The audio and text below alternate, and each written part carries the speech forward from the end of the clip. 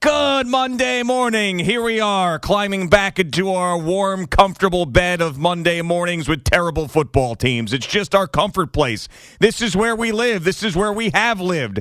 It's like when you've got a mattress you don't change and there's an indentation of your body that you just get swallowed up in every time you climb into bed. That's the way I feel on these Monday mornings. I don't know anything different.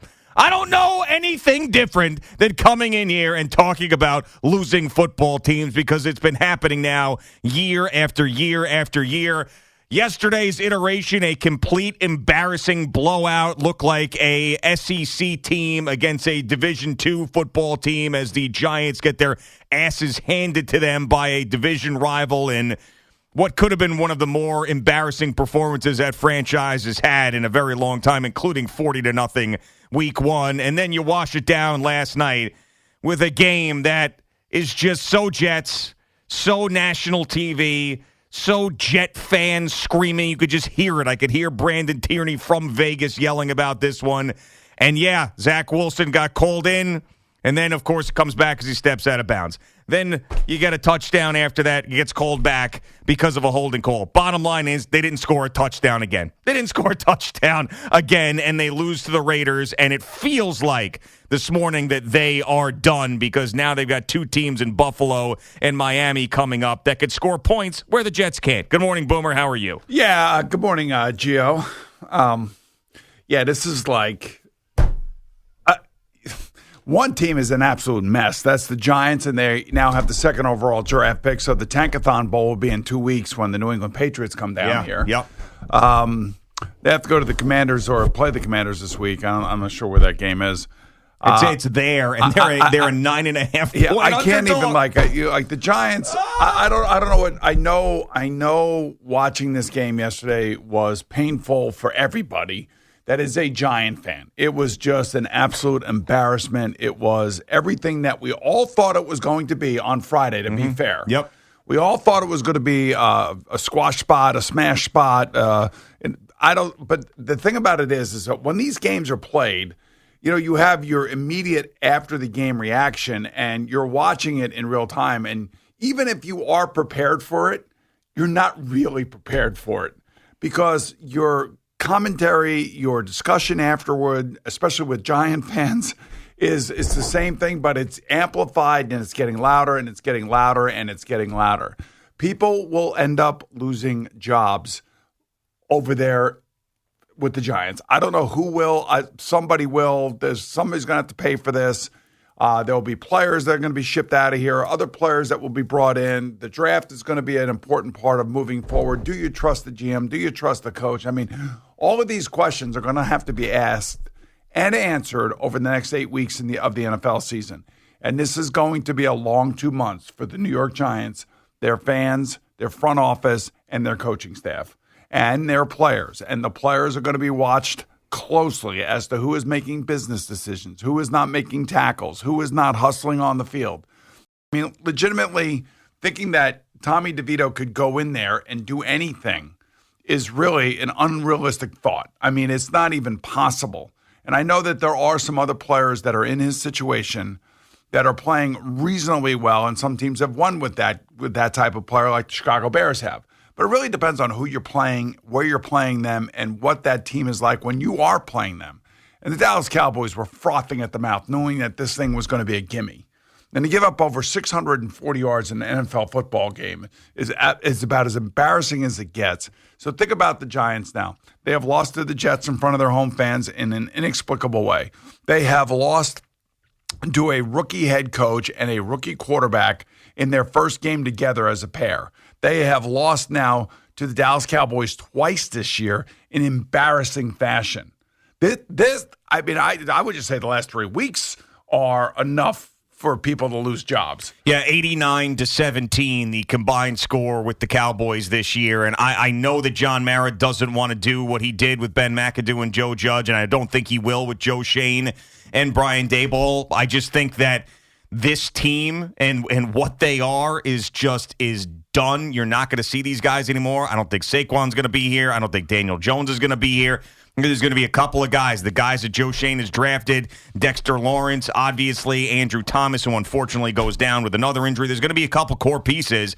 But this thing that kind of was put on hold last year, the rebuild that is, after winning the playoff game in Minnesota and having the year that they had, is now exactly where I think most of us thought they were going to be at the beginning of this year, which is turning this thing completely around. And they're going to have a new quarterback, and hopefully it's one of these guys at the top of the draft, and it's over. I mean, the Daniel Jones, Saquon Barkley, the Dave Gettleman guys here and there, all of it's done now. And it's just a matter of, will Brian Daboll and Joe Shane get their opportunity after this disaster of a year to be able to rebuild from the ground up the way that they wanted to prior to last year? Or is John Mara going to get so upset with how bad this gets that he does the same thing again after 2 years? Does he have the heart for this? Because he's going to be here. This is an owner that cares very deeply about his fan base, as all owners do. I'm not saying that he's any differently, but he does listen. There's no question about it. And I'm not talking about to us. I'm talking about to the fans, to the people that write to him, the people that email him, the business side of the Giants, where season tickets now start falling off, and season ticket holders like, I've been a season ticket holder for 30 years. I'm not coming back. I can't watch this crap anymore. And it's been going on and on and on and on and on. And that's the business side of it, and that's where people end up losing jobs, and that's the sad part of it all. I just, in terms of where Brian Daboll is right now, when the stuff on the sideline becomes more a part of the game than the actual game itself, now you're into territory where everybody's watching everything. Players fighting with each other, coaches yelling at players. I mean, there are a lot of other teams that are going through this, not just the Giants, but I mean, when you're doing and focusing on that stuff, now you really are in really bad territory. I mean, it's just about as bad as it gets. And I've been on a team like this, so I know what it's like, trying to hang together and trying to hold up in light of media scrutiny, fan scrutiny. It's not going to be a pretty ending here for the next 2 months, and it's going to be really hard to get through it. Especially after games like this. Yeah, and I think Brian Daboll's personality, which is one that I like and fans loved when he was getting in the face of Daniel Jones after week 1 last year. Now some of that stuff is just being caught on camera because it is the most interesting thing about the team right now, unfortunately. So when you put on these games, they're just searching for the sideline for discontent. And then what do you see the next morning about the Giants? You see how they get blown out, but then you see 2 videos. You see him ripping Tommy DeVito coming off the field where people feel bad for Tommy DeVito and like, why even yelling at him? The guy's got no shot. And you see the wide receivers screaming at each other with the wide receiver coach Brian Daboll walking in front of him. That's what you see. You also see a discussion between Wink Martindale and Brian Daboll. You see that too. You have that as well. So, I mean, then it leaves, you have to interpret it. You got to look at their faces. I was watching Brian Daboll yesterday on the sideline as I was interested to see what this was all looking like. And knowing and having that feeling that he has right now, it is the absolute worst feeling that you could imagine. I mean, it is just miserable. Especially when you have guys start yelling at each other. And you have guys like Sterling Shepard has to go over to Darius Slayton and say, hey, calm down, man, will you? I mean, people are watching. This is our livelihood. Yeah, we're playing with a third-string undrafted free agent who's doing the best that he can. And he throws a touchdown pass yesterday. There's actually a movie in here somewhere. I mean, the guy still lives with his parents. Chicken cutlets and blowouts. Right. Tommy DeVito. But good for him. How many people can say that actually did what he did? But no, I know fans don't want to hear that. But we will look back, or he will look back on it someday, somewhere along the line. Yeah. And maybe it will become something. And then, for the Jets, I mean, it is rinse and repeat. It's like the same thing over and over and over again. And you think Zach Wilson is frustrated. You can just imagine sitting there as a Jet fan watching this game thinking, okay, maybe our quarterback can lead us back and bring us into the promised land. And he picks the wrong side, and Spillane makes the interception, and the game is over. But he comes back, and they have a chance with a Hail Mary where he throws the ball and does something prior to throwing that ball that got him probably the second overall draft pick. Mm-hmm. And that was to get away from Max Crosby in an incredible way, moving to his left as a right-hander and then lofting the ball, and the ball's almost caught for a game-winning touchdown, with a Hail Mary. Look at this play. They're showing it on CBS Sports Network. This play alone is like amazing and tantalizing. Like that kid has got ability. You could see it. I mean, he throws a no-look pass to Alan Lazard, and Alan Lazard, of course, has got to double catch it because he can't catch anything simply. And there are things that he does on the field, Zach Wilson, I'm talking about, with some of these throws, and you're like, you can understand why people are tantalized by it. But unfortunately for him and every other quarterback that has ever played the game, the object of the game is to get your team in the end zone. And it's not his fault that C.J. Uzomah is making a holding call. It is his fault that he steps out of bounds. He makes a great run. He actually ran great last night. And he was did. effective. And that was the first time we had really seen that. He felt like he had a feel for it. That's definitely a positive. But these were two bad teams last night. The Jets are not a good football team. There's two bad teams. Their defense is really good. Yeah, but we're talking about the entirety of this. The entirety of the football team is a bad team. It all comes back to Zach Wilson. They actually pass block pretty well for him last night. It all comes back to the quarterback. Where would this team be if Aaron Rodgers were on the field? They wouldn't be where they are right now at 4-5. I can tell you that. Because he would get the team in the end zone. Somehow, some way, the team would get in the end zone. Guys wouldn't jump off sides. Guys wouldn't hold. Guys would be more accountable because they got this Hall of Fame quarterback in waiting, sitting back behind them. It would be a totally different set of circumstances. And when I looked at some of the things this morning, I was trying to compare the situation for Zach Wilson and where he is in his career and where other players who have had success were in their career. And I often mention Steve Young, but that's a little different because he changed franchises and he was with a terrible Tampa Bay team. And, he was still young too and things weren't going out well. And then they traded him to San Francisco and figured it out.